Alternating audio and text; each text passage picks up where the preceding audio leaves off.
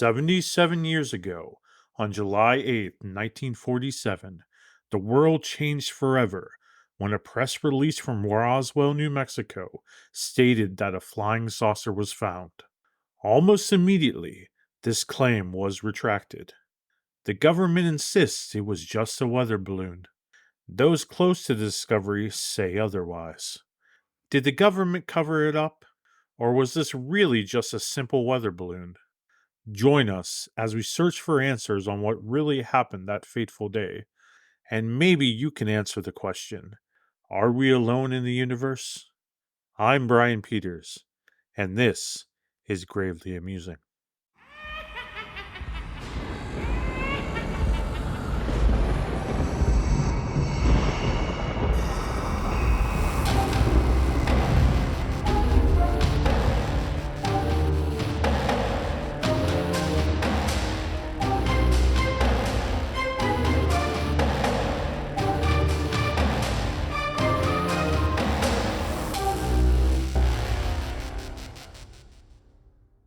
Hello, everyone, and welcome to Gravely Amusing, the only horror and sci-fi history podcast that aliens have probed, and they didn't even buy us dinner first. I'm your host and man-child of mystery, Brian Peters, here with my co-host with the most, Steve Cope. I come in peace. What's up, Brian? What's up, Steve, man? Just hang out with you at your house. Hanging out with me at my house. Came to finally visit. And I'm just glad to have you. Mm-hmm. We watched a little bit of wrestling, and you whooped my butt on WWE 2024, whatever. We're just having a good time. We're just chilling, and we are now talking the episode we've been waiting for months. When we first started talking about this season, Roswell. Now, I don't know about you, Steve, but there is a lot of stuff that I had no idea about Roswell. And I learned a lot. Yeah. I learned maybe more than I really wanted to know. I knew that the Patterson Air Force Base or Patterson Wright Air, whatever, there's a base in Dayton that's like an hour and a half away. And my wife said, it's a big alien base. Aliens have been sighted through it or at it for so long. And I just never knew that it's possible that some Roswell connection happened there. So, Surprised the whole way out in Ohio. what's that? I said I'm surprised the whole way out from Roswell, New Mexico, the whole way out to Dayton, Ohio. It's just all these military bases, they just had to. It's whoever is the best to equip to it, I guess. I don't know. I don't know why the military makes their decisions, and that's what this podcast is about. Yeah. So I don't know if you guys listened to our Godzilla -1 episode, but that was kind of like our officially being back for good. But this Roswell episode is our official, we're back full time. This is it. Yep. Gravely Amusing is back, baby. We're back. We're better than ever. So, Steve, you are my full-time co-host now. So how does it feel being my co-host? How's that working out for you? Well, it's been a pain in the butt, but I'm just joking. It's been fun. Like I told you before, I love hearing and talking about this stuff, and I was excited when you asked me to be the co-host. So thank you. I'm happy to have you, man. I mean, I'm happy to be here. it's a family affair, Mhm. and we spent many hours putting together this schedule for this year, for the season. We're very excited about this year. We're going to be, continuing 1950 stuff. We're talking kaijus. We're going to do an episode on Loch Ness Monster, on Bigfoot. We're going to be talking about the Philadelphia experiment. Of course, we have Roswell here. We'll be Alien Romulus is coming out. We'll be looking at the Crow franchise as a new one comes out. Because, you got to talk about new stuff because, you don't want to get all these old people like us. So, listeners, if this is your first time listening to this podcast, let Steve tell you kind of what we're about. Well, we are a horror and sci-fi history podcast that breaks down horror and sci-fi films, TV, novels, comic books, ghost stories, folklore, true crime, the supernatural, conspiracy theories, and just about any unsolved mysteries. We do this by the decade to give you a chronological take on how spooky stuff has evolved over time. We also sprinkle in modern things that are coming out and are cool, like Brad mentioned. Anything that piques our fans' interest and our interests. So please let us know on our social media how we did and if there's anything we could do better or any questions or topics you have for us. because we want you guys to feel like you're a part of this because we do it because we love talking spooky stuff and we do it because you guys love spooky stuff too. That's why you're here. Hmm. So very cool stuff is coming. Like Steve said, we're going to talk Alien Romulus, Beetlejuice. We are going to do a special on the history of the Joker as the new Joker movie comes out because the Joker is an evil guy and, horror, scary stuff. So, stay tuned for that. And like I said, we're on season 2 of Greatly Amusing, and we are focusing on sci fi. So, we are going to also talk about pretty much so much stuff that stems from Roswell that was kind of created because of Roswell. For instance, we'll eventually do a big episode on the Men in Black, but we are going to talk about Area 51 this season. So, because Area 51 was essentially created because Roswell happened. So, we want to focus a lot on this season about the horrifying thought that we are not alone. And that thought came from, of course, the Roswell Conspiracy. Steve, do you believe in aliens at all? Mm, I haven't thought I saw any, but I have to believe that there's something out there. We can't be the only ones. So, I mean, I haven't seen anything, but doesn't mean I'm right. So, I I think like the more that I research things, especially this episode, I believe even more that yeah. there's aliens because because we'll get to it, but just how the government responds to some things, like something happens, something they're hiding Oh, something. yeah, and especially now since they're opening up more and Yeah. showing people things, and I think didn't they even change UFO to what's the I mentioned that in the podcast that they don't even call it a UFO anymore. They call it a UAP. that's right. That's what I thought. So yeah, they're changing things. Like I mean, I've seen a lot of cool stuff. Like I watch a bunch of like paranormal caught on camera. That's a show that's on cable, yeah, and there's some pretty compelling videos out there. But till I see it, I don't know. that's fair enough. That's fair enough. I mean, we have people we know and and maybe we'll interview them on the podcast one time. We for their protection, we won't say who they are.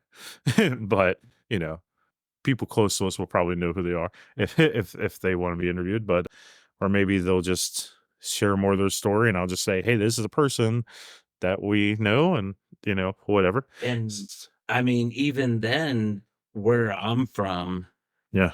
there was a supposed actual UFO landing in Kecksburg, Yeah. PA. Yeah, right where near where we grew up, yeah. Mhm.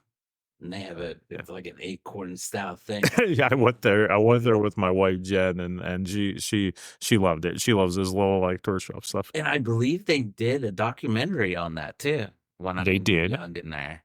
They did. 'Cause I I remember haven't watched it yet, coming though. in and interviewing things, but back to But it. aliens are everywhere. Maybe you have your cousin Marty's an alien. Maybe your spouse is an alien. Who knows? But we're going to talk about those conspiracies too in a bit. So let's go back to where it all began. Let's go back to 1947. I'm not worthy. I'm not worthy. Many people believe the ufology, hopefully I said that right, ufology began with Roswell. And that is almost true. It actually began just 2 weeks roughly before Roswell's press release with a guy named Kevin Arnold from the Wonder Years. Sorry, I think my notes are wrong here. Kenneth Arnold. Kenneth Arnold. Yes, Kenneth Arnold. Yeah, your jokes are horrible. Hey, man, I'm I gonna try. take over and save our listeners from this pain. Come on, man. That was a good joke. Wonder Years? No. No. You know what? Screw you, man. So I'm gonna take over to save our listeners from this pain. So on June 24th, 1947, Arnold was flying from, excuse, This Chilasses? Chilasson, Yeah. Yeah. Washington, to Yakima.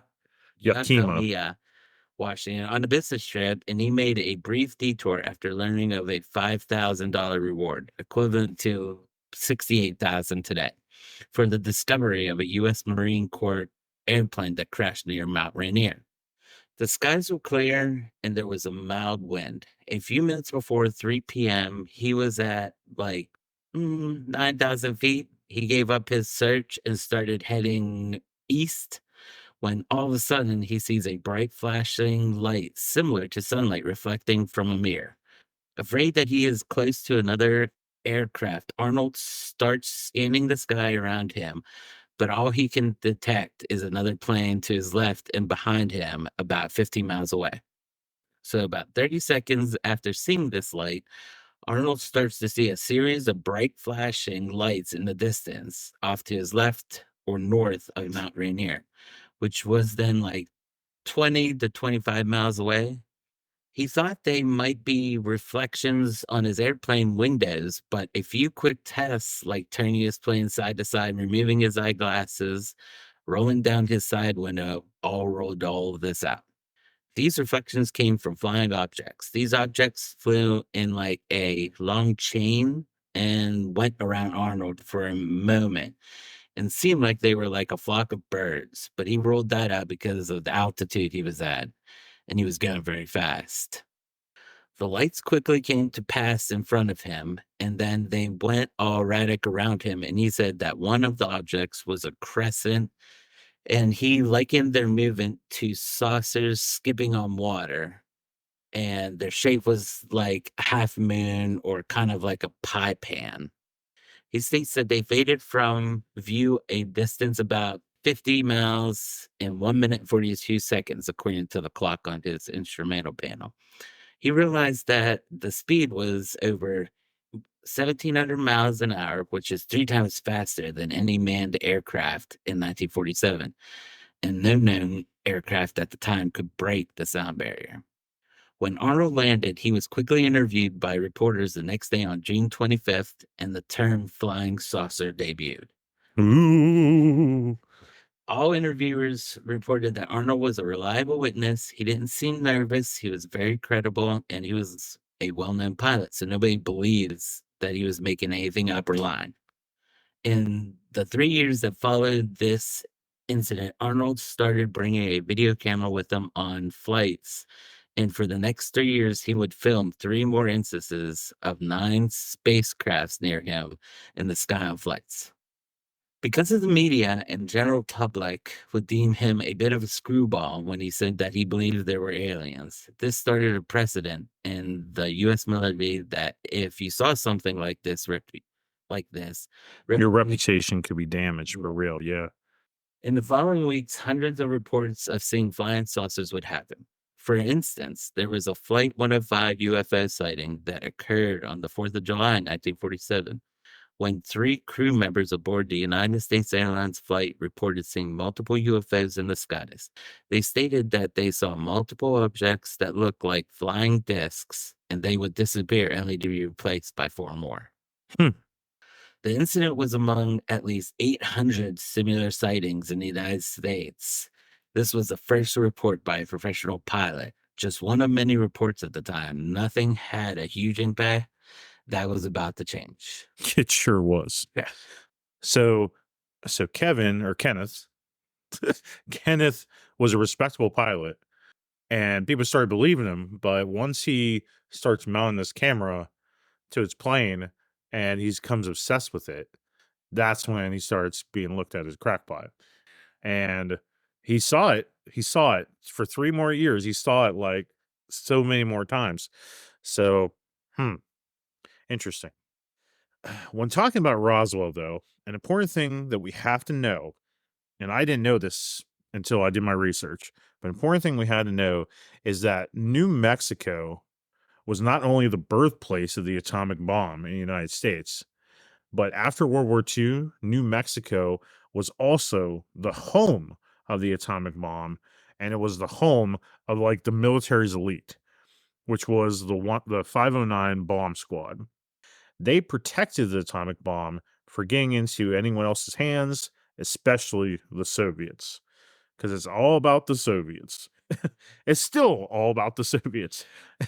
In the summer of 1947, their main concern was making sure that Russia was not building an atomic bomb.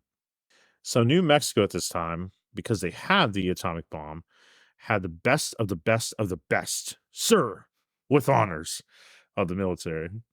It was home of the elite. And if you wanted a US military secret, it was going to be in New Mexico. And it's funny how these secrets would add aliens to their list. The story of Roswell officially begins on a dark and stormy night of July 2nd, 1942. And the reason why this starts in July 2nd is because Don Schmidt, who is a huge Roswell researcher, he's interviewed over 600 people related to Roswell. And most of them say that there was a huge lightning storm on July 2nd. For example, someone they interviewed was a Marion Strickland, and she reports that her and her husband, who were ranchers, heard what sounded like huge explosions in the thunderclaps that night. Many people later interviewed said the same thing, and they saw something in the northern part of the sky with large red pulsing lights. Marion said that it looked like a plane was crashing. I have one question. What do they mean by thunderclaps? I've never heard that term before. So thunderclap is like when you're hearing the like you know, and it essentially is going to be when thunder and lightning are going at the same time. Yeah. Well, enough with that prelude. Let's get to the real story. But it's important to know Nah, I that want the real stuff. all right, okay, okay. Okay, that's important though. But yeah, shut up, whatever. It's about timeline, Steve. It's a little timeline. So we're now on the morning of July 3rd. Ranchers Mac Brazel and a young kid, the son of Floyd and Loretta Proctor. The kid's named Timothy D. Proctor, and they're out taking their sheep.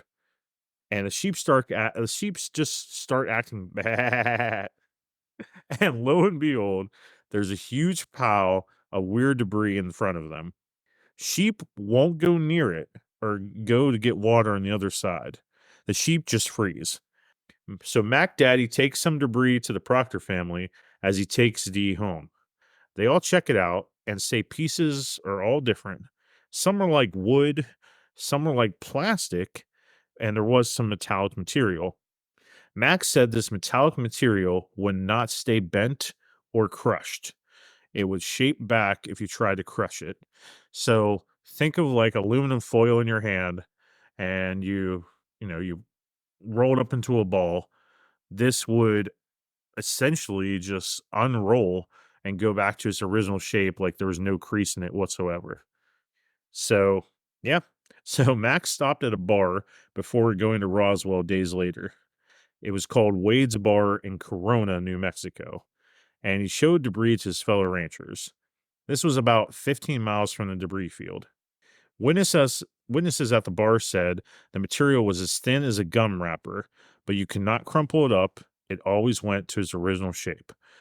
So the most consistent thing about this material is it was thin as gum wrapper. It was like tinfoil, and when you crumpled it, it always went to its original shape.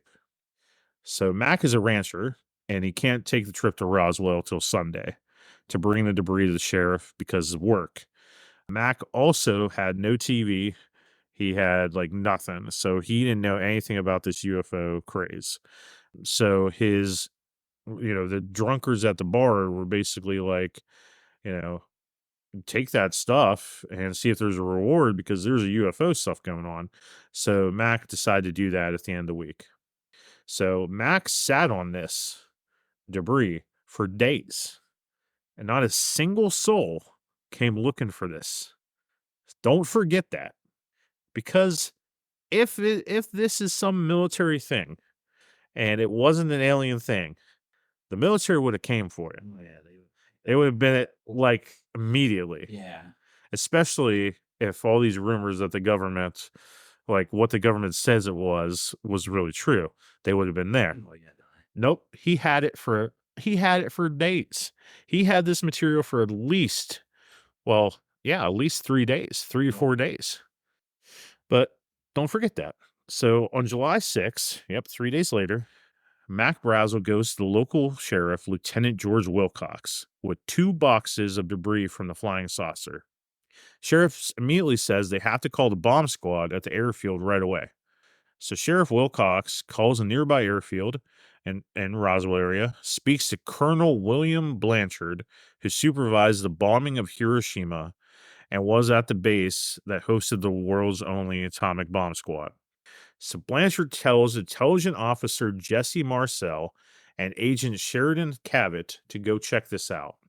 So if you're following along with us and you have a piece of paper and a pen, there's so many characters in this. Well, I mean, there's so many people. So try to remember these names as we go. So far we have Mac Brazel, who's a sheep rancher, who originally found the debris. We have Sheriff George Wilcox. We have Colonel William Blanchard, who's in charge of the bomb squad at the airfield. We have intelligent officer Jesse Marcel, who's essentially going to be our main character of this whole story. And then we have his partner, Agent Sheridan Cavett. Everybody following along? Good. So Marcel and Cavett go to Roswell and check out this debris site with Mac. They find all this debris scattered about 3/4 of a mile long and a couple 100 feet wide. Once again, I want to point out that the material was there for days. Nobody came to look for this. So wouldn't that tell you that it wasn't military? If this was part of a weather balloon or a military, they would have trackers in that and they would pick it up right away. It was there for days. But anywho, Marcel takes some of this debris and drives back to Roswell while Cavett stays and researches, which I always felt was weird. Yeah. Like Marcel leaves, but Cavett stays with whatever debris is left.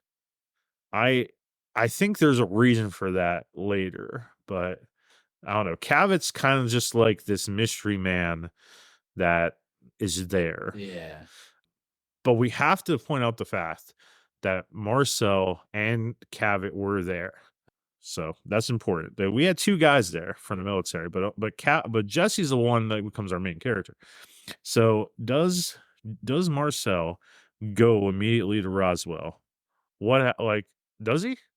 He doesn't, Brian. Oh, he doesn't, Steve? No, not at all. Oh, what does he do? Marcel decides to break protocol and goes home with the debris and shows his wife and kid. What the heck, man? I would have done. Yeah, everybody would have. In an interview with Jesse Marcel Jr., Marcel would describe paper thin, metal like material that was weightless. You could not cut or burn this stuff. Huh. They try cutting it with a knife, it returns back to shape. They Huh. take a lighter to it, it won't burn. Huh. They could shine a light through one end and the light would come out the other end, like fiber optics of today. And in case you were wondering, fiber optics didn't come into development until the 1970s, almost 30 years later. This means that we could very well have reverse engineered this stuff. Marcel Jr. says the most unusual thing was the I beam fragments. They were very light and very strong and had a weird writing on them. Alien writing? Marcel returns to base on the morning of July 8th and he presents the debris to Blanchard, who says, okay, this is pieces of a flying saucer. He then calls his public info officer, the military base's public information officer, Walter Hott. So we have a new character. Yes. Walter Hott. Add that to your notes. Worked with the local journalist to release a newswire report about the event. This is what they say. This is what they say in the of paper, I guess. Hmm? The many rumors regarding the flying disc became a reality yesterday when the intelligence office of the 509 Bomb Group of the 8th Air Force, Roswell Army Airfield, was fortunate enough to gain possession of a disc through the cooperation of one of the local ranchers in the sheriff's office of Chaves County. Maybe it's chives, sour cream and chives, whatever, honey and chives, whatever. Listeners, you'll get used to this. I have trouble pronouncing everything. So It's okay, just dude. bear with me. The flying object landed on a ranch near Roswell sometime last week. Not having phone facilities, the rancher stored the disc until such time as he was able to contact the sheriff's office, who in turn notified Major Jesse A. Marcel of the 509th Bomb Group Intelligence Office. Action was immediately taken, and the disc was picked up in at the rancher's home. It was inspected at the Roswell Army Airfield and subsequently loaned by Major Marcel to higher headquarters. Now, listeners, we're gonna share newspaper clippings on our Gravely Amusing Facebook page and Twitter and such, so you can see what these reports look like. And we'll also be sharing a audio clip of some interviews and stuff. And Steve, don't let me forget to share that, or you might get to share it before I get to it. But make sure we don't forget to share it. If we forget to share it, guys, we suck. We know. We're so sorry. But yeah, we'll get there. So in less than 24 hours, this story that just reported about flying saucer would pretty much change faster than underwear on Taco Tuesday. Mm. And this is where millions believe the cover up began as the chain of command of the military takes over. Blanchard tells Marcel to fly to Carswell Army Airfield in Fort Worth, Texas, to present the material to Brigadier General Roger Ramey, the commanding officer over the 509th Bomb Group. So now we're taking this stuff to from Roswell, New Mexico, now to Texas. So I think it's all about who's in charge and where are they. So we're now going from Roswell to Texas. Okay. Also, might I add, Fort Worth, Texas is pretty important because that is one of the stops that JFK made, uh, like before he went to Dallas and got killed. Yeah. So Fort Worth is a big military place, big military secret stuff. So yeah, General Ramey. General Ramey is a very key character in this story, which we'll find out in a second. So go ahead, Steve. All right. Marcel believed he was flying with the flying saucer debris he found. Marcel arrives at like 4 p.m. and presents the material to Ramey. Ramey takes him into a map room connected to the office. When they returned, the real material vanished, and in its place was a weather balloon. Ba, ba, ba. The story now is it was a weather balloon all along. The story is that the most elite military force and their intelligence officer mistook a weather balloon, something they see every dang day, and would never, ever mistake for something else, for flying saucer debris. It's kind of fishy. As soon as Marcel walks back into the room and sees the switcheroo, they immediately call a press release and take pictures with Marcel and the weather balloon.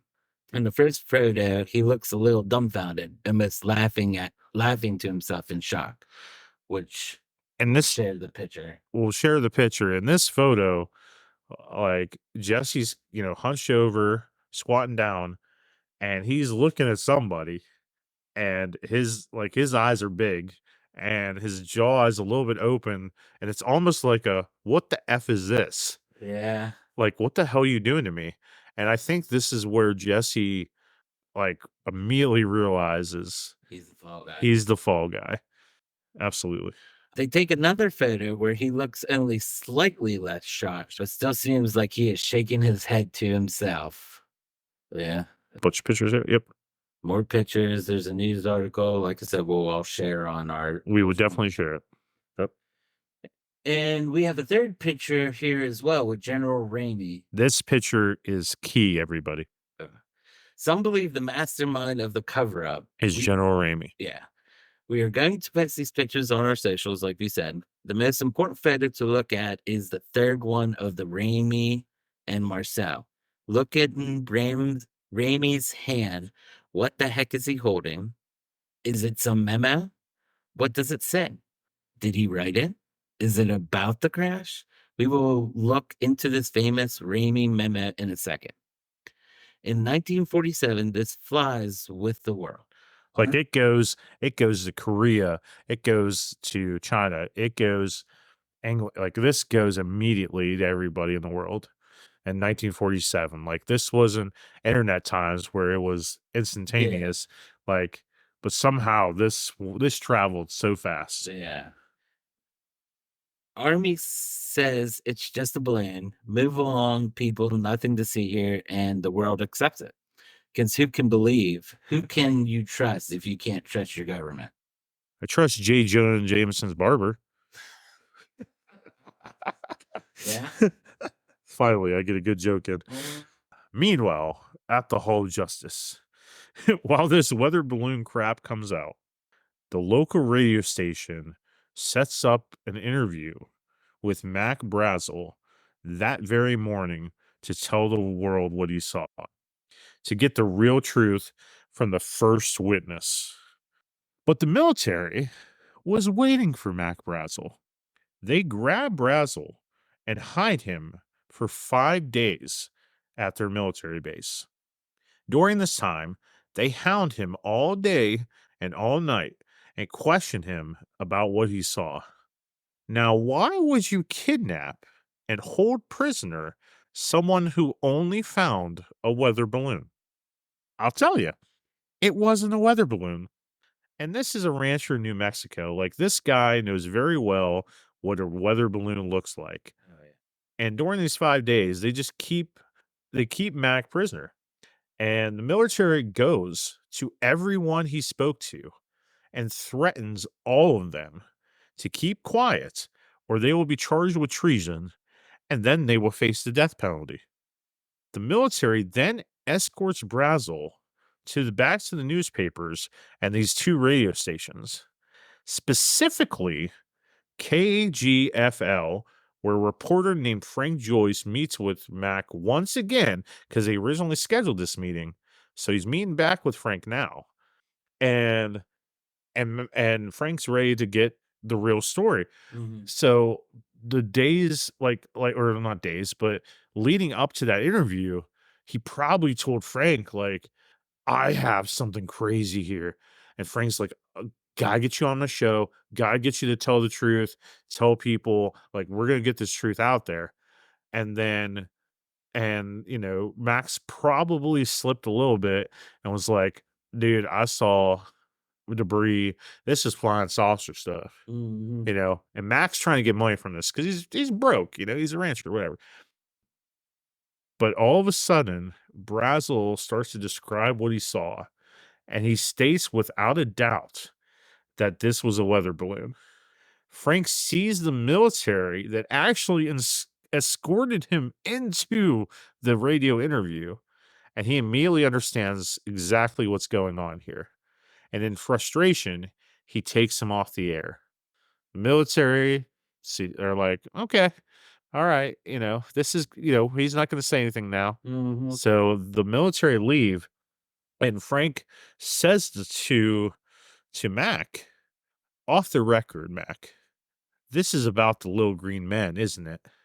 Mac cuts him off and says, "Oh, they weren't green." And then he walks out the door to a brand new flashy car. Paid him off. Dun, dun, dun. So, in a recent interview by CIA researcher Ben Smith, who's, to my knowledge, the last guy to kind of really look into this Ben Smith guy, he goes to visit the grandson of Mac, and the grandson plays a video interview that they did with Mac Brazel's son. So I can't remember what the son's name is, so we're just going to call him Mac Jr. because I just can't remember what his name was. But Mac's son saw the paper that his dad saw something and saw and found this debris, and he hasn't heard from his dad. So he goes to the ranch, and the military has it all blocked off as they are taking more debris. They are not happy to see Mac Daddy Jr. So days later, Mac Sr. finally returns, and he goes horseback riding with his son as things calm down. And they're on the property as they're riding, and they find material that the military missed. And it, like the other material, it was that tin foil that never loses shape. And just, and Jesse said the same thing, and the people at the well, Jesse's kids said the same thing. The people at the bar said the same thing, that this tinfoil. So Mac goes and he hides this tinfoil and any other debris in a cigar box in his barn. The military does find out that he has this. How? No freaking clue. But they find out, they confiscate it, and they threaten him with arrest. Now, this material is possibly taken by the men in black. It's not fully confirmed, but all it was said was that guys pulled up in a big car and they didn't look military and they confiscate it. So Men in Black will of course be a future podcast and in the future. But some reports say that more debris was actually hidden under a house on the ranch property. So I saw the clip, I saw the interview. I don't know if you did, but researchers go to this house in question where the debris is said to be hidden under a concrete slab. But there's no slab. Like this house is just has a dirt floor. But, and they don't mention this in the interview, but at the entrance to the house, Steve, there's like there is like a little bit of a sidewalk and it's busted to crap. Mm. So I think that he took some in the cigar box and he hid it under the sidewalk. Mm. So they said concrete slab. What's sidewalk made out of? Concrete. Yeah. There's no so I think that the grandson of Mac here that they interviewed Mhm. was like, you see, there's no concrete slab. And it's because they took it from the sidewalk. And that's what I think. Whatever. One of these days, the silence is going to be broken, and someone has this debris, and someone's going to say it eventually. So, you know, anywho, for 31 years after Roswell, for 31 years, everybody let this go until Jesse Marcel decides to finally come forward with what he says is the truth. So Marcel reveals in 1980 or roughly like 1979, it's like late 70s, early 80s, he has an interview for Leonard Nimoy's show. If you don't know who Leonard Nimoy is, he's a god of sci-fi. He played Spock in the original Star Trek. He was a sci-fi god. I mean, like he was Yeah, he showed up everywhere. He was like like he was Big everywhere. Bang everywhere. Leonard Nimoy, rest in peace, buddy. Mhm. You were amazing. But Leonard Nimoy had a show called In Search of, and Marcel reveals that the debris that he took a picture with was not the debris that he found.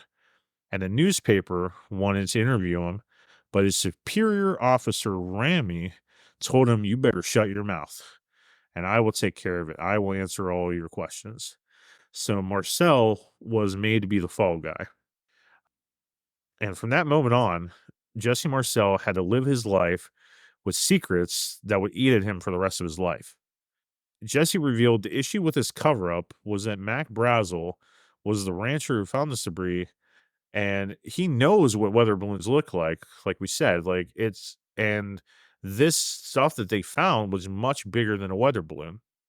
Later in 1991, they interviewed the manager of that radio station, that Frank guy that was supposed to meet with Mac. And he says everybody was familiar with weather balloons in Roswell. Like everybody knew about them. And Marcel knew that it wasn't like Jesse Marcel knows what a weather balloon is. And this was not a weather balloon. But weather balloon was a perfect cover up because in Roswell, New Mexico, they were everywhere. Like these weather balloons were everywhere. So that's what made the story believable. Jesse would talk to others in his final years till 1986. Those people would reveal that pieces of the debris were misinterpreted by Jesse's son, Jesse Jr. Huh. They weren't I-beams. They were pieces of material that was like wood, but it wasn't wood because it didn't burn. When Jesse put a cigarette lighter on it, It wouldn't burn. Hmm. The symbols on it, on this material, were purple and pink. So whatever ink you could call it was purple and pink. And they looked like the writing on it, according to this interview, was like a forward slash and then a backslash, almost making like an A or the two parts of a triangle, hmm, and then another forward slash, a like dash, and then like a parentheses. So it was like almost like top parts of a triangle, half of a third of a triangle, dash, and then almost like something like looking like a circle. Hard to explain unless you see it. But Jesse had an interview with some college chick though, and he wrote down these symbols and what the material looked like, and then he signed it so she would have his signature and basically him saying that this is what I found. And he wrote on it purple and pink. Or no, the college chick did. She was like a family friend doing like a college report, hmm. and she would write a book about this eventually, and it was called For the Sake of My Country. And when this chick named Linda asked him if he could review anything more, he just kept saying to her, I can't for the sake of my country. So the woman who interviewed the college chick named Linda researched the symbols that he drew. It resembled a kind of shorthand called Tyronian I notes. think I think in our notes here, I think that says Tyronian. Tyronian It's notes. like ancient Rome writing or something. Oh, okay. They were first used in ancient Rome, like you said, around 4 BC. The symbols represent travel and flight. Huh. Hmm. Hmm. When Linda asked Jesse about it and what it meant, he politely ended the conversation and sent her away. And then he called her later and said everything he said was a lie. Huh. Somebody got to him. He did not expect Linda to research that. Mm. The next time he called her, he said, "Don't go to the media with any of that." He was incredibly pissed off. Linda was shocked about it because it was just for school. She didn't want to go to the media with anything, but she never heard from Jesse Marcel again. But just a few years ago, a possible final testament of Jesse Marcel was found. Dun, dun, dun. So apparently, Marcel's family had found a journal that was in with Jesse Marcel's military files, and it's dated 1946 to 1948. How convenient. And it has movie quotes and code in it, and changes of cursive to handwriting starting in August of 1947, just after the Roswell incident. So this journal has movie quotes in it and code, like numbers and stuff.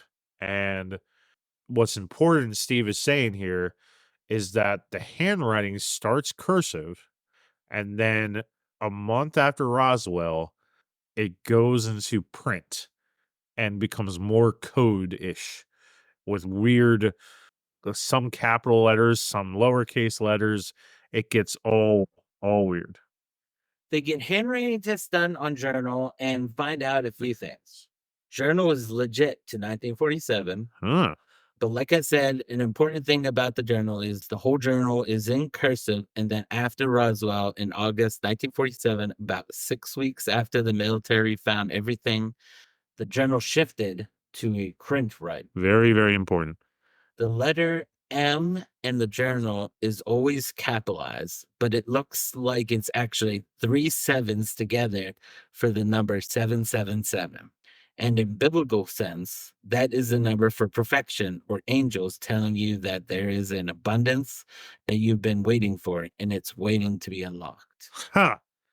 Looking in the journal, also, the writer has different letters capitalized at the end of words in different ways that some layers are written. So essentially, you have an alphabet of 26 letters, and then you have a B alphabet of 26 letters. So if you do 2 to 26 power, you get over 67 million possibilities.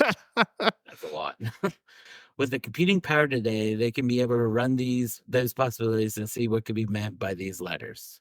But because there are more than two changes and so many different letters were written, these codes could not be figured out by leading cryptographers and math magicians. So, But one thing for sure is the journal is not written by Jesse Marcel. so these interviews that I watched, and I don't know if you got to, through the course of these interviews, they find out the journal was made in Pennsylvania, and it was made near Harrisburg. So the journal actually has a watermark on it from the printing company that made it near Harrisburg, where Mm. Jesse went to school for intelligence. And he takes the journal with him, and the journal simply just says like memorandum.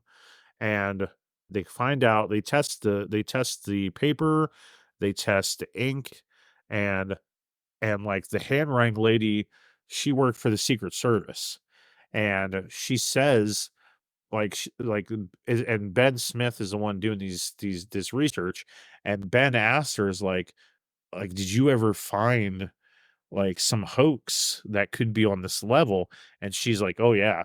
She said back, I think it was back in the 80s, some dude in Germany said that he found like all like six journals of Hitler that essentially said like it's put a whole new perspective on Hitler, Mhm. and I think it made people think that Hitler might still be alive.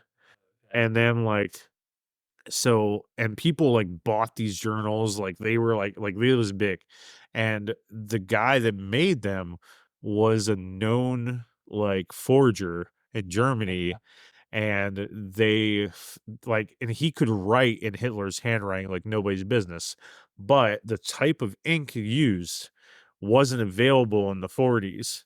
So that they use that same type of research here with Jesse's journal, and they found out like the paper didn't have some type of like material that would make it brighter, and the pen matched, so everything was from 1947.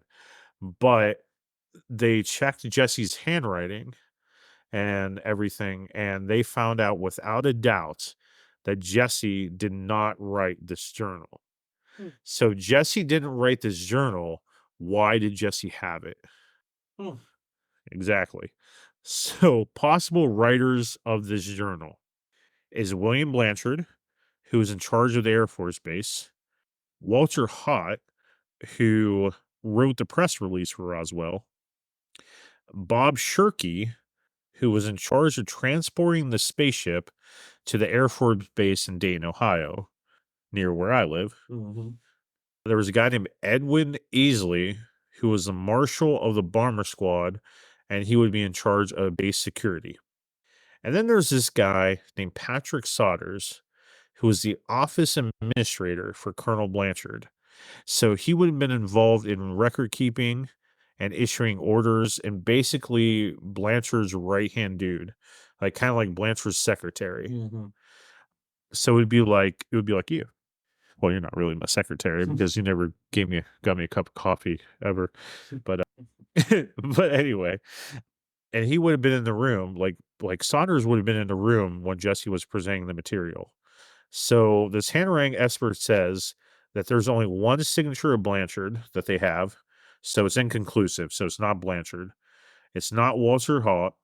Edwin is a no, but she's not saying it is, but she's like 99% sure that it's Pat Saunders. So there's an interview after this that revealed that Saunders said to his kids that the debris was not a weather balloon, and this debris that he saw was actually used to develop the stealth fighter. So this tinfoil, whatever, or this metal any type of metallic material. They use it to create the stealth fighter. Hmm. So, reverse engineering. That's the only thing he revealed.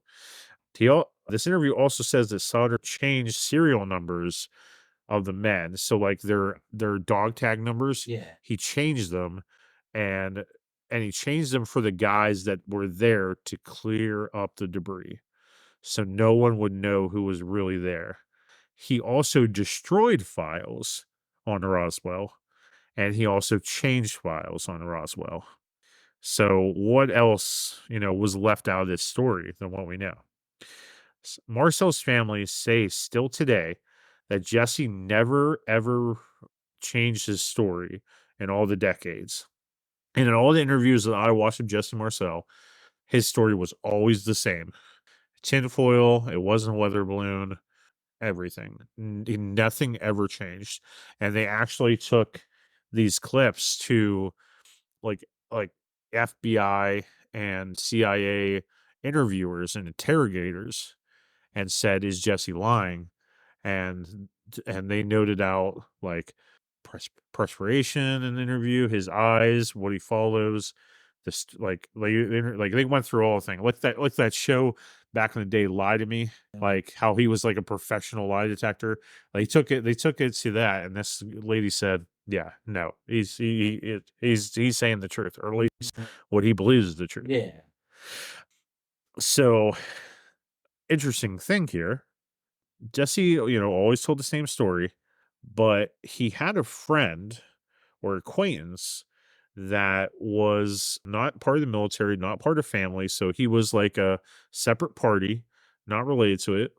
And his name was Calvin. And Calvin says that Jesse told him that he had pieces of debris hidden in his house in a water heater. The problem now is that Jesse's passed away and someone else owns this house. So the new owners, so when they found out this information for Calvin, the researcher Ben, and it was Jesse's granddaughter, try to go to this house, and like their story to the new house owner was fairly like it wasn't good enough in the interview. Like they were like something like, "Oh, she's trying to show me the house she used to live in, or whatever." Yeah. Like I don't even know how they would have got to. Can we look at your water heater? Like this dude's former CIA, so I kind of felt like he could have done better. Yeah. Yeah. Like he could have been like, you know, hey, we got to report it here, the faulty water here. Whatever thing he could have done better Yeah. to get in there. But there's a possibility that there is some debris from Roswell hitting this dude's house. Which after this interview came out, yeah, I would have been checking that water heater. So this is inconclusive. We don't know what happened with that. So mystery remains. Anyway, so going back to this photo of Marcel with General Ramey. So Ramey sees to have in this photo, he seems to have a document in his hands. And this is the infamous Ramey memo. So they end up, and the things that I saw in the research, they take this photo to an analysis named Kevin Randall, and he's an author of like more than 80 books. He's a former intelligence officer, and he's a lieutenant colonel in Iowa National Guard, whatever. He's like a preeminent expert on Roswell. And they take this thing to a super microscope to try to make words out of this dang thing. And this, like, they took this photo under a microscope in 2015 at 1000 DPI. Now they're running it under the most powerful microscope there is at 60,000 to 80,000 DPI. So DPI means dots per inch. So this thing can go into the signature and see like 80,000 dots, like to see what this really says. Yeah. So they find this out word for worth near his thumb. Huh. The words weather balloon near the end. Then there's a single word at the end. Some say it's Remy, meaning he wrote it up. He did write it. We find out recently. Yeah, he did write it. He did write it. Okay. Looking back at Raimi's memoirs, some of the words either say victims of the wreck or viewing of the wreck. Two different paths you can take here. If it says victims, then is it not a weather balloon? Is it a spacecraft? And that means we have aliens. Hmm. In a recent interview, they interview Sheriff Wilcox's granddaughter, Barbara Duggar. And if you didn't see that, this interview is good. This is one of the best interviews. And Barbara says that she was with her sister Phyllis and her grandma, Inez Wilcox. So this is Sheriff Wilcox's granddaughter. And this was on the day that we landed in the moon. So I guess her grandma was just scared. We landed on the moon and she started thinking of this stuff. Supposedly. If we land on I well next season is gonna be the 60s. Lots to talk about the 60s. We're definitely talking about the moon landing. So Barb says her grandma shut the blinds, locked the doors, and said to Barbara and her sister Phyllis that what I'm about to tell you, you must not repeat to anyone. And if you do, we will all be killed. According to Barbara, when her grandma, like, imagine our grandma saying this and be like, Yeah. Stephen and Brian, whatever I'm about to say to you, don't you dare say it to anybody or you're dead. That's how her grandma really talks. Yeah. I've had Really good. 30 some years to practice that. But God bless her. She's an old blood Italian woman. She's awesome. But imagine grandma said we'll all be killed. I wouldn't want to hear it almost. No. Especially being like 11 years old. Like, I'm no. like, peace. I'm in. A piece. Bye, grandma. But yeah, so according to Barbara, when her grandfather, Sheriff Wilcox, got to the crash site, it was already surrounded by the military, and they were not happy to see him there. So after they send Jesse and whatever, the sheriff eventually gets there. Military is not happy to see him. According to the story from the sheriff, at the crash site was a spaceship and bodies of aliens, and the aliens were dressed. They had silk suits and they had big eyes, and there were little people walking around, and some were dead, these aliens, and some aliens were alive. This wasn't about a spaceship. This was about the military covering up aliens on Earth. The military told the sheriff to go back to his office and stay there because they would be doing a lot of interviewing. So the sheriff goes back to the courthouse, the sheriff's office and stuff. The military surrounds the courthouse and they beat the crap out of George Wilcox in front of his wife. And Grandma Wilcox says a red haired officer enters the office and says to them, if they told the story of Roswell, they would be killed and all their grandchildren would die with them. They threatened him and said to her, wait. Yeah. So they threatened him. And the interviewer says to Barbara, do you believe, or I'm so sorry. Barbara says to her grandma and says, Grandma, do you really believe that they would come and kill all of us? And Grandma says, yes, and they will. I believe it. Mhm. And after this, Sheriff Wilcox actually went crazy with mental illness, and his wife had to deal with that. This guy had no history of mental illness. He was a sheriff, for God's sakes. Like, if you have mental illness, you can't be a sheriff. And all of a sudden, after Roswell, the military gets a hold of him, beats the crap out of him, and all of a sudden, this guy has mental illness for the rest of his life. Huh. Interesting. They probably beat him so bad and caused damage to his brain and all that, which The grandma said that they beat the crap out of this guy because he went to the site and saw what he saw. Mhm. So, yeah, aliens possibly. It seems like they were describing what now they call the Greys, The Greys. big Yep. eyes and everything. But a lot of people just focus on the debris site. think that's all there is. It's just one site with the debris, but oh, no, no, no. No, no, no. 40 miles north of Roswell, Roswell expert Schmidt believes that the spacecraft initially hit the ground at the debris field where pieces broke off of it when it skipped 25 miles to the impact site before finally coming to rest. The impact site had way more than just debris and pieces of the ship. There were remains, there were bodies. This site is on private property. It is not marked on any tourist map. It's been protected since the beginning. The press will always base on the debris field and always negated the impact field. So while Jesse Marcel, Cavett, and Mac Brazel are checking out this debris field, Brazel, not uh, Brazel. Sorry. checking out this debris field, the military is checking out the impact field 40 miles north of Roswell and 25 miles from them, which had the actual spacecraft and the bodies they recovered.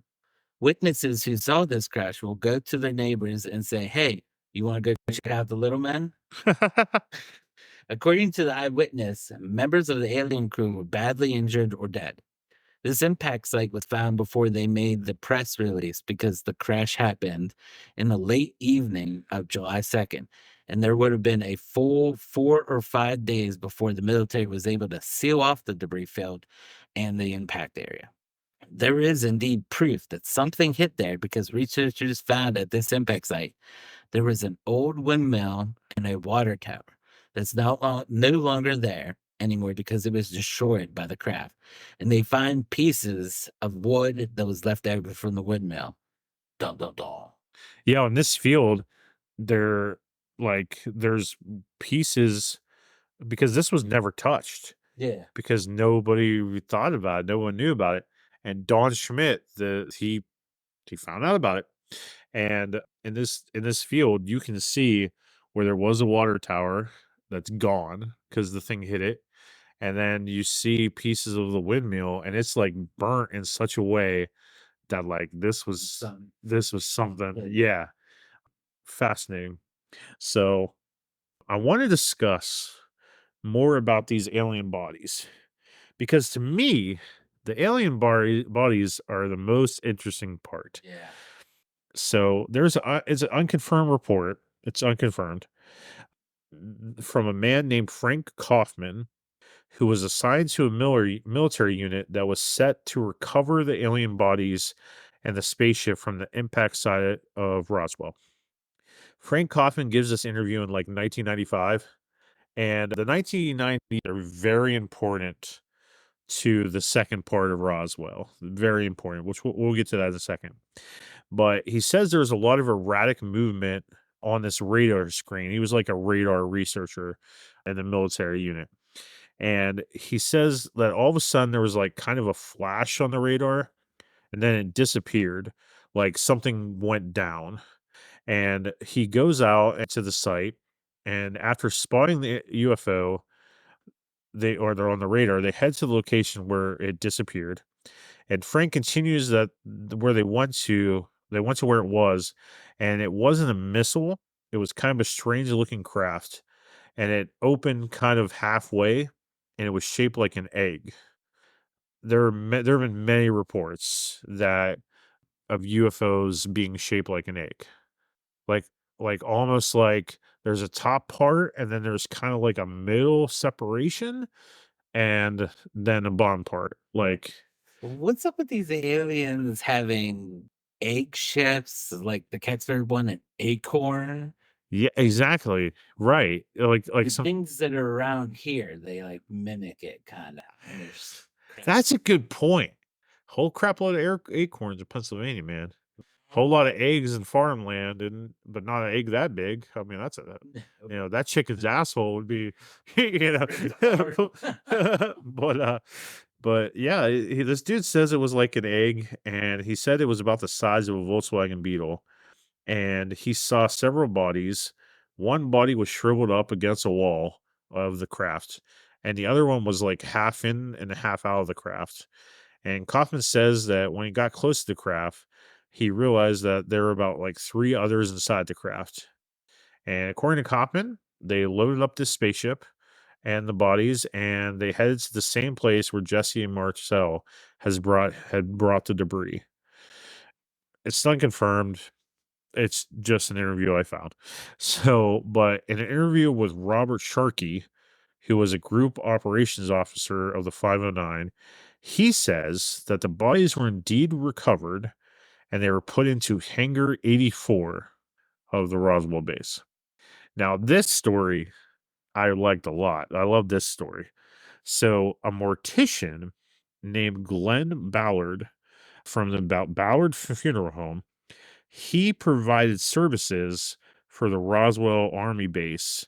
So anytime like an officer passed away, there was any type of accident, killed in duty, this dude, Glenn Ballard, was the dude that took care of funerals. So he claims that he was called in the middle of the night and he was working on a body. He just happened to be there. It just worked out.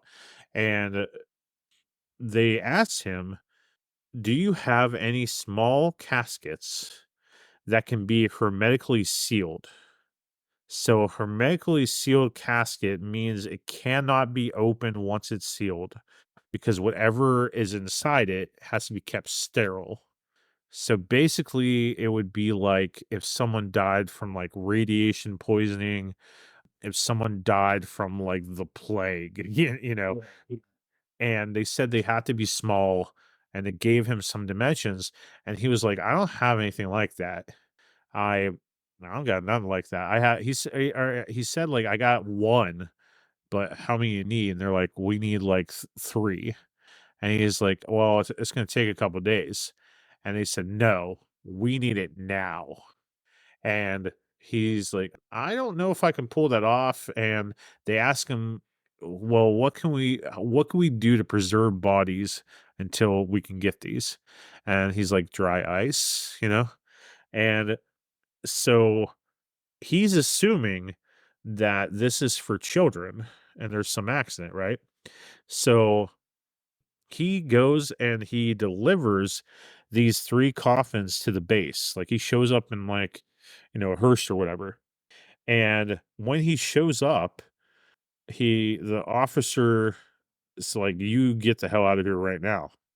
And he says, "Oh, I'm so sorry." Before that happens, he goes in there, and it's possible, like some reports say that like she was his girlfriend, but he goes and sees a nurse friend of his at the base, and she scrambled. Like the base is a madhouse. People are everywhere, and he sees this nurse, and she's like, "You need to get the heck out of here right now." And a military guy grabs him, and he's like, "So you had some crash stuff, right?" And the guy's like, "You didn't see nothing. You get the hell out of here. You don't know anything. You get out." And yeah, so like some reports say that he saw the bodies and then the military stopped them, whatever. But another officer, First Lieutenant Walter Hott, the public confirmation officer, said that he was silenced as well. And he did as he was told and issued a press release that they had a flying saucer. And he said that he saw the bodies go inside Hangar 84. So now multiple reports. Before he died, there was another guy named Oliver Pappy Henderson who was stationed at Roswell in 1947. And he tells his wife and daughter that article in the paper about the article in the paper about Roswell was true because he says he was the one that flew the bodies to Dayton, Ohio. And he flew a small coffin from Roswell to Wright Patterson Air Force Base. I probably always get the name of that Air Force Base wrong, but I think it's Wright Patterson. And he saw the aliens inside the coffin and said that they were small people shorter than we are, and they were pale and slightly slanted eyes, large heads, somewhat humanoid looking, but not like humans. And he would, and that he flew them to Dayton. That's what he says. So, I'd like to add that there is a theory that there was more than one crash. oh, really? There's a dude named Chuck Wade who says that he was he has a piece of debris from the 1947 crash. Interesting. Chuck is the son of the bartender that Mac Brazil Mac Brazel. Yeah, Brazil I'm sorry. Autocorrect. brought debris into that night. Even though this is called the Roswell incident, the small farming village of Corona is closest to where Mac found the debris. So Chuck says that his dad, the owner of the bar, really wishes that he had closed the bar that night and gone with Mac to see the crash, but he didn't. Chuck was 7 years old at the time, and because of that, he became kind of obsessed with UFOs. So for the last 20 years, he's been studying UFOs and UFO crash sites and studied the crash on the plains of St. Augustine. Wade reveals in a recent interview that there were 7 UFO crashes and retrievals in the New Mexico between 1945 and 1948, so Roswell was the only one of them. Out of the 7 crashes that happened, 5 of them occurred during the same week as Roswell. Da-da-da. The first crash, though, was in August of 1945. Chuck says the rest of the crashes were around the 4th of July of 1947. Where the storm happened. Yeah. Wade worked on dozens of air and traffic control towers, and he believes that the powerful radar signals emitted from Los Alamos actually short circuited the spaceships and electrified the crash, and they came down in flames. Hmm. So we have another theory other than thunderstorms of how this went down. The one crash Wade is the most obsessed with is the one that happened in St. Augustine Plains 48 hours before Roswell happened. The plains of St. Augustine is about 200 miles from Roswell and west of Albuquerque. So 20 years ago, Wade dug up some of these sites and found debris. A researcher asked to take some debris, and it was hard to cut, but they took it to get tested and didn't find anything really unusual. So this guy could just be a quack trying to get publicity because his son of the bar owner. He's the son of the bar. It's funny how like so many people just want to be a part of this. like I want to get rich. And like in the interview with this Chuck dude, like this dude has like a whole entire tray of debris in like a glass case. He thinks it's like the real deal. And like and like and when the researcher cuts off a piece of it, he has a hell of a time. But like it's thick stuff. Like it looked almost just like like sheetrock. Like it didn't look anything that like looked out of our world. And then like he was just probably some quack that was like, my daddy was a bartender and he saw the debris and my daddy didn't get, Hopping on that train. yeah, up and on, yeah. So one thing I want to point out here though is you notice that when someone comes out with like a big reveal or a story about aliens, like or the truth about something government wise, have you ever noticed that like Hollywood comes out with a movie or TV show almost immediately to make it seem like the story is bogus? Yeah, and it is that. Like while we're doing this research, I'm like, okay, so Jesse came out and told his story during this time. Like and it just got me thinking. So an interesting to look up is when people like came out with this info exposing the government and then seeing when movies were released. Like for example, when Jesse comes out finally and starts like saying about his story, we get the movie Alien. And then someone else comes out with like an alien encounter and stuff, and I forget what the name of that report was, but we'll talk about it eventually probably. But then they come out with the Close Encounters movie, and then we get this story of the alien bodies possibility, and then ET comes out. Mhm. Like it's just interesting.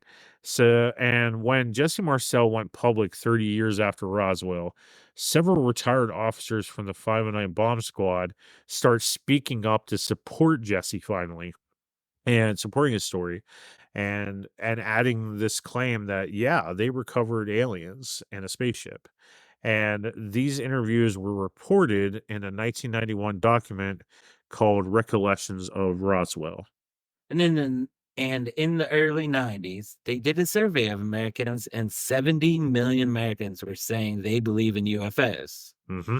So we were starting to get this resurgence of UFOs and people not believing in America because through the decades since Roswell, we had Watergate and Vietnam, and people just weren't trusting the government anymore. For good reason. Hmm. In 1993, Congressman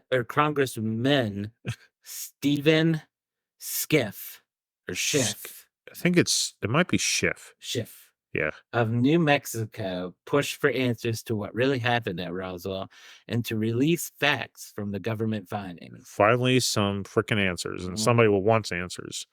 Well, this pisses the military off, of course. They decide to set the record straight once and for all on Roswell. They present a foolproof explanation on what really happened. Enter Project Mogul. Sorry. Mongol. Yeah. Project Mogul. All right. This is interesting. Like this, okay, this theory works. Yeah, it makes sense. Like this one works, but we'll get soon to one that makes no sense. But in 1993, the military sends out people because of this congressman like speaking out. Mm. They have to respond. So the military sends out people from the Air Force to question witnesses that are still alive and check reports. They publish an 1,000-page document of the called the Roswell Report. This becomes the official, like pretty much the first ever, whatever, official military statement of what happened at Roswell. And it's better than the weather balloon explanation. But they say that this time that it wasn't a single weather balloon that happened. No, no, no. They say it was the Megazord of balloons. It's a balloon called a mogul. So a mogul balloon is actually a series of weather balloons. So we still have a weather balloon Yeah. concept here, but these weather balloons link together in like a 650-foot high chain, which these things linked together is 100 feet taller than the Washington Monument. This is the Megazord of balloons. Yeah. So the military is saying in 1947, they launched 32 of these mogul balloons over the course of 7 months.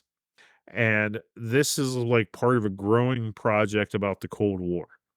And these balloons apparently had listening devices in them to listen for sound waves that would be produced if the Soviets were doing its atomic bomb tests.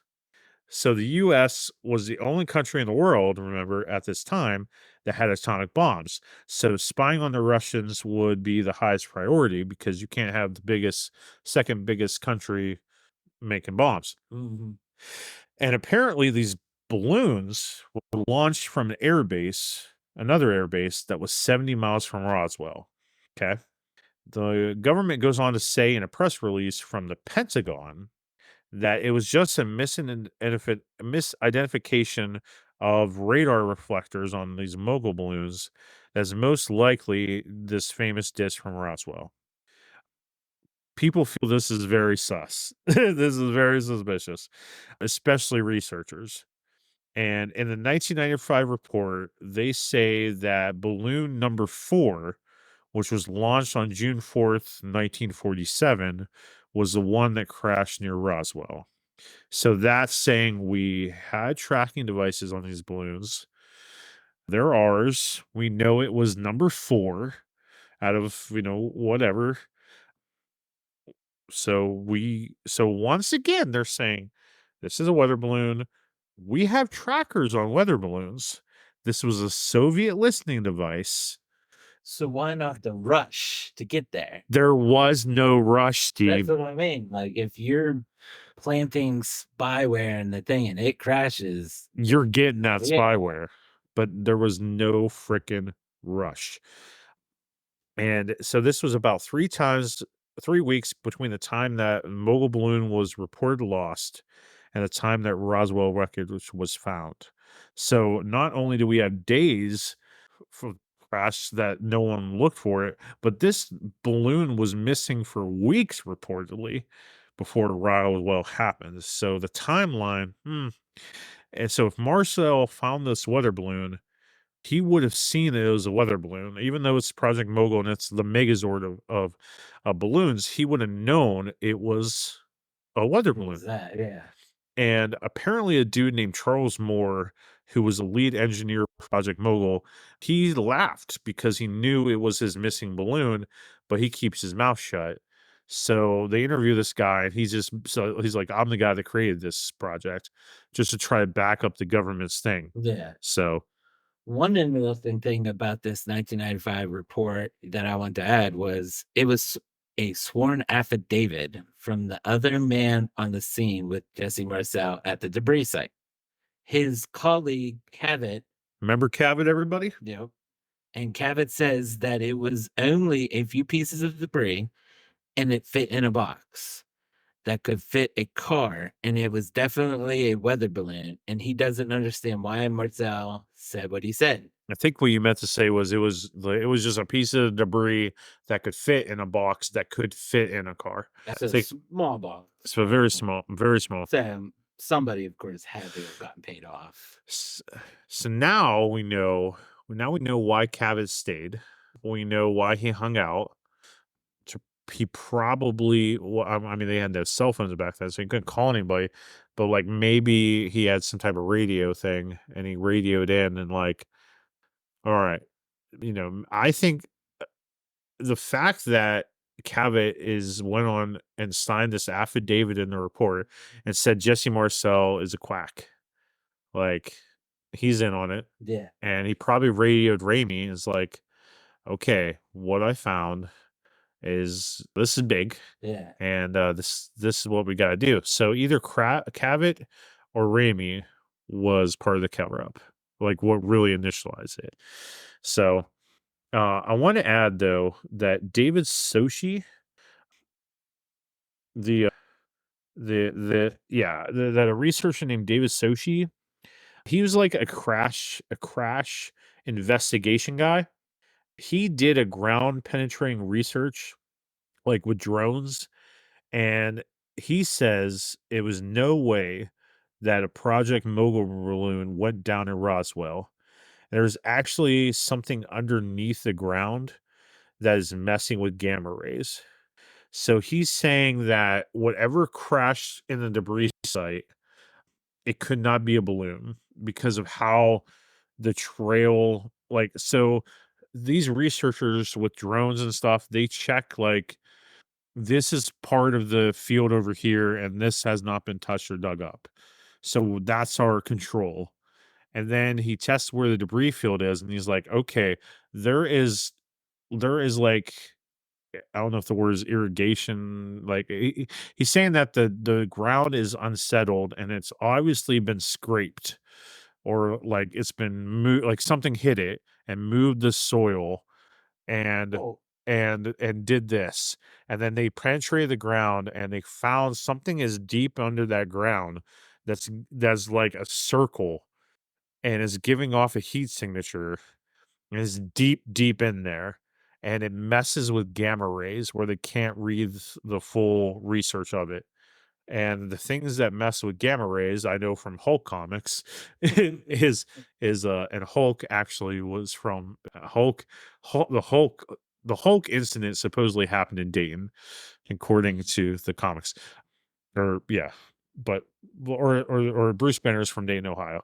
So anyway, I love the Hulk. But there's he's saying that something's deep under there.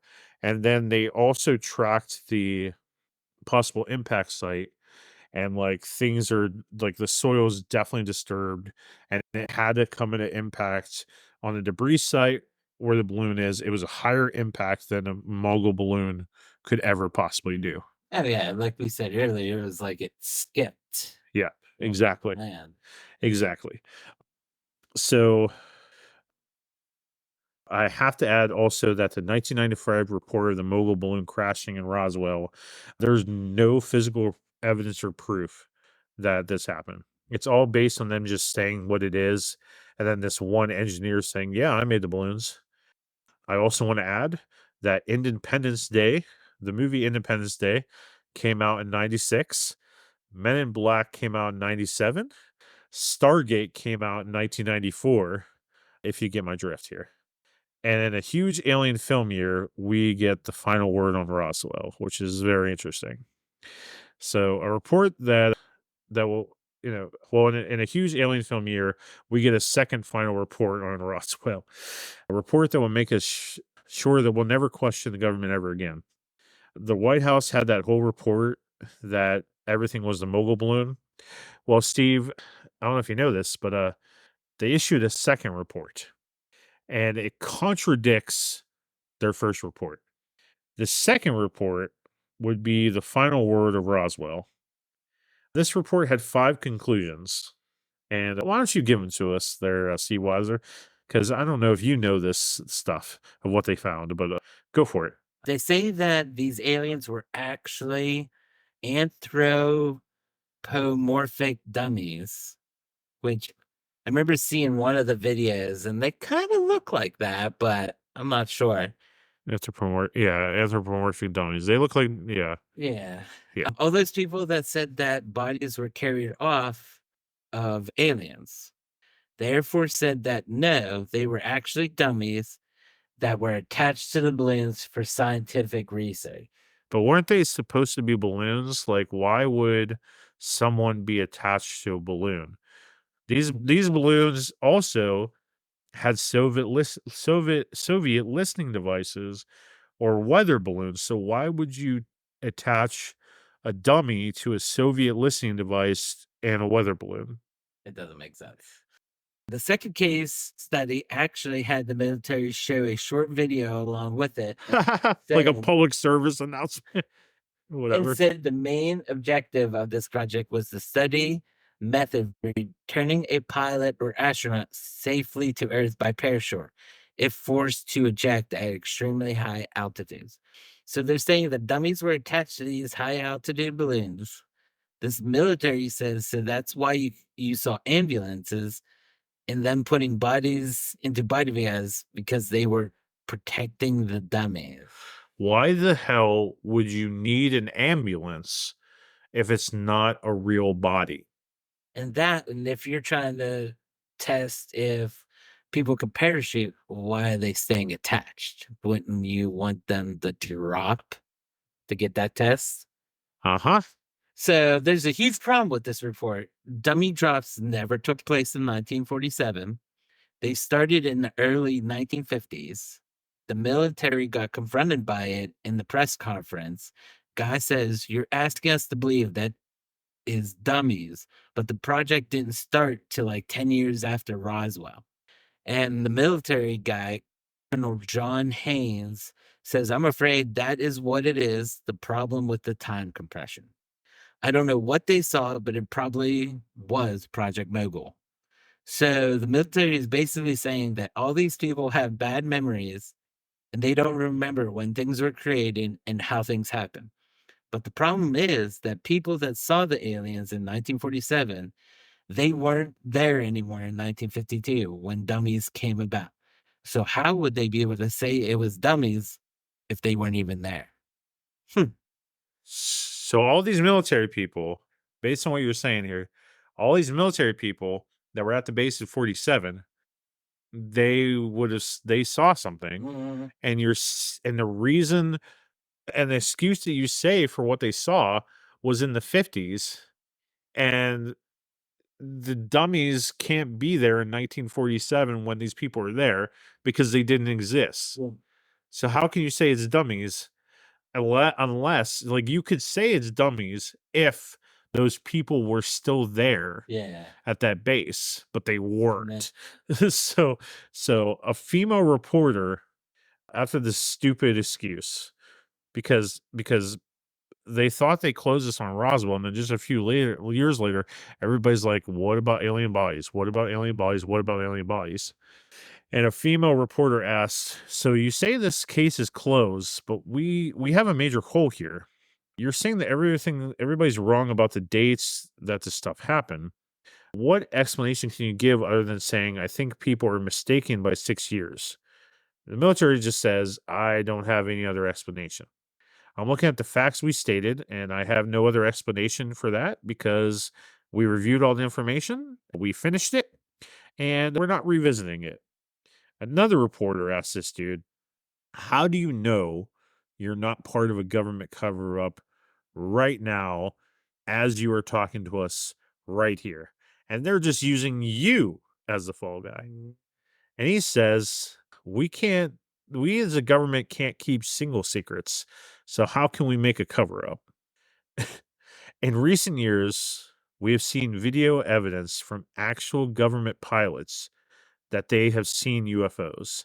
There's a famous Tic Tac video of the ship that looks like a Tic Tac while the Air Force is up in the sky. There's some ship that shows up out of nowhere that's like a Tic Tac and they follow the UFO.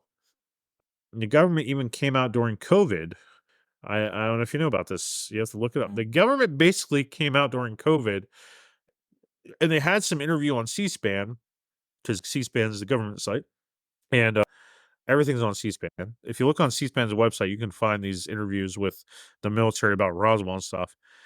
But they basically say right out in this interview that yes, UFOs exist, and we have found aliens, and yeah, this is truth. We've covered up, and here it is. But no one said anything about it because we were, and we still are, so focused on COVID coming back or whatever. We're focused on Trump. We're focused on Biden. We're focused on whatever homosexuals are doing. We're obsessed with woke cancel culture, what the Kardashians are doing. And the government is now kind of like basically saying, "Hey, they're aliens. And we just lie to you." What do you think, Steve, man? I think why didn't they just come out and say this way back when? Why all these stupid stories? Because freaking cover-ups, man. Like, they don't want people to panic, you know? I think they made it worse by adding these Sure did, especially throwing in this dummy excuse, you know? balloons and stuff. So, do you think, Steve, that Roswell was a government cover-up? Yeah. Oh yeah. There you have it, out of the mouth of studs. So, listeners, what do you think? Let us know on our socials. If you like this podcast and want more of Gravely Amusing, you can find us on X, Facebook, Instagram, TikTok, everything. Thank you, listeners, for joining us. We hope you had as much fun as we did. We hope that this Roswell lesson opened your eyes to some things, made you think, because the truth is out there, and I want to believe. Once again, I am Brian Peters, And I'm the Steve Weiser. and we hope this podcast thrilled you. We hope it shocked you. And if nothing else, we hope it left you gravely amused.